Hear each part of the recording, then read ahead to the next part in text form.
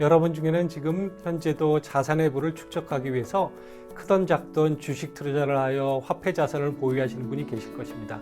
그러나 또 한편으로 여유 자금이 없을 뿐만 아니라 주식에 전혀 관심이 없는 분들도 계실 것입니다.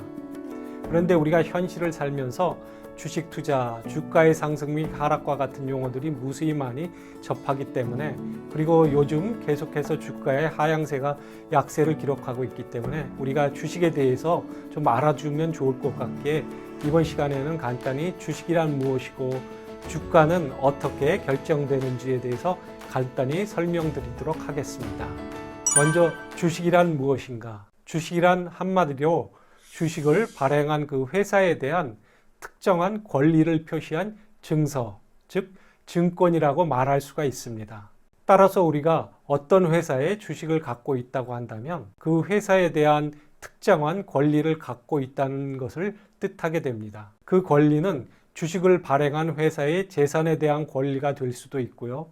또 회사 경영에 의견을 올릴 수 있는 그러한 권리도 될 수 있습니다. 그런데 어떤 회사가 증권거래소와 같은 주식시장에 주식을 상정하고 그 사람들에게 그 주식을 사고 팔게 하는 가장 큰 이유는 자본을 회사 외부의 투자자로부터 모으기 위해서가 그 목적입니다. 자본이라고 한다면 돈, 즉 자금인데 주식을 통해 확보된 자금, 즉 자본을 갖고 회사를 운영하기도 하고 또 각종 비용을 충당하거나 다양한 일을 추진하기도 합니다. 이때 회사는 운영을 통해서 얻은 이익이나 재산을 주식을 매입한 주주들에게는 배당하기도 하는데요.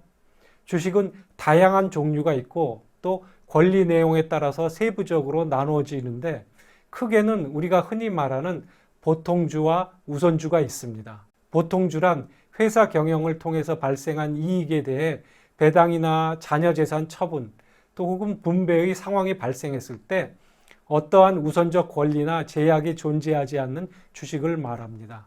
이에 비해서 배당이나 자녀재산 처분 등의 상황이 발생했을 때 보통주보다 우선주는 이익에 대한 우선적 권리를 갖지만은 의결권, 즉 주주총회에 참석해서 자신의 의사를 표현하는 권리는 없는 것을 우선주라고 합니다. 다시 말해 보통주는 이익에 대한 배당을 받지만 우선주보다는 낮은 배당을 받게 되고요.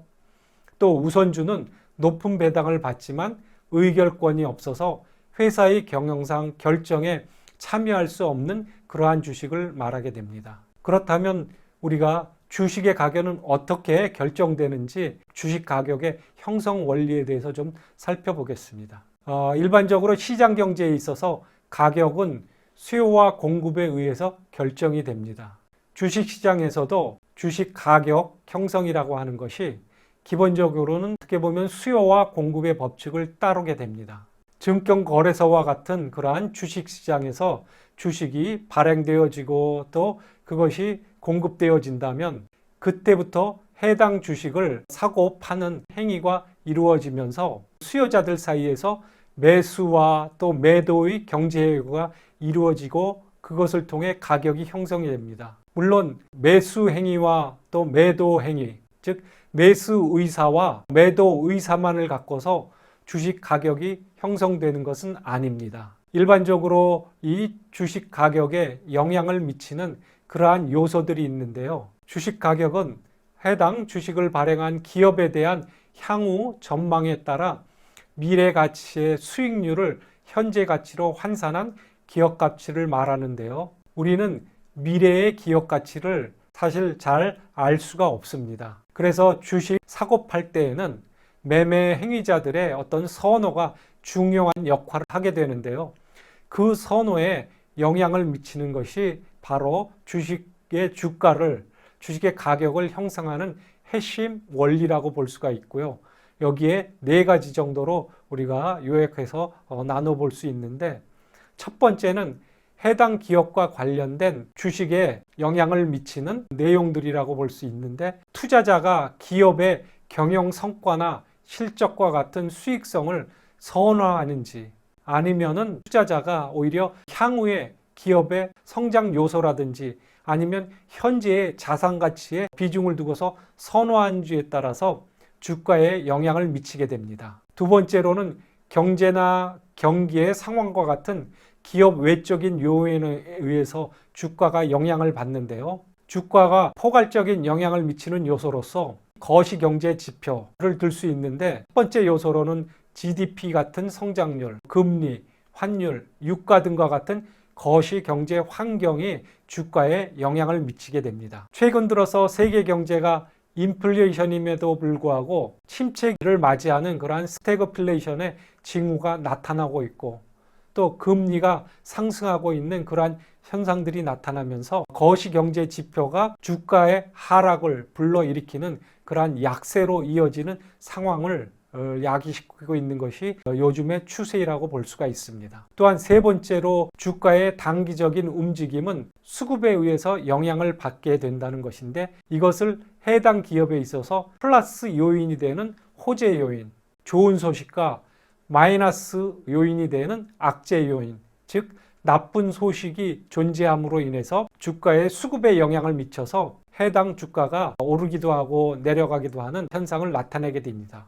그리고 네 번째로 투자자의 심리적인 요인으로 투자 심리의 변화가 단기적으로 일어날 때 과잉 반응 현상으로 이어지면서 주가의 단기적인 등락에 영향을 미치게 됩니다. 그렇다면 요즘과 같은 불황기, 스태그플레이션 현상이 나타나는 상황에서 주가는 어떻게 됐는지 간단히 말씀드리고 마치도록 하겠습니다. 최근 들어 모든 자산 가격의 거품이 붕괴되고 있습니다. 거품이라 하면 원래의 가치나 가격보다 너무 많이 오른 상태에서 거래되는 현상을 말하는데요. 채권, 주식, 부동산 같은 자산 중에서 금융자산으로서 채권 시장은 거품이 이미 붕괴되어 있고, 그 다음으로 현재 주식시장은 출시된 거품들이 붕괴되고 있는 과정을 거치고 있습니다. 그리고 마지막으로 그동안 많이 올랐던 부동산 가격이 떨어지면서 멀지 않은 시기에 거품이 붕괴되는 순간이 올 것입니다. 사실 미국의 부동산과 주식시장은 거품으로 볼 때 한국에 비해서 심하다고 볼 수가 있습니다. 그렇기 때문에 거품이 빠지면 더 심각한 현상을 초래할 수 있는데, 현재 미국에서는 소비자 물가지수가 8%를 넘어서 9%에 육박하는 급속한 인플레이션이 진행되고 있는 가운데 경기 침체가 계속될 것이라는 전망들이 나오고 있습니다. 이런 상황에서 연방준비제도, 연준에서는 금리를 몇 차례 더 지속적으로 0.5%씩 올릴 것이라고 발표하고 있습니다. 바로 직전에는 금리를 0.75%로 올리는 발표를 했습니다. 이렇게 금리가 올라가게 되면 주식 가격이 더 떨어지게 되는데요.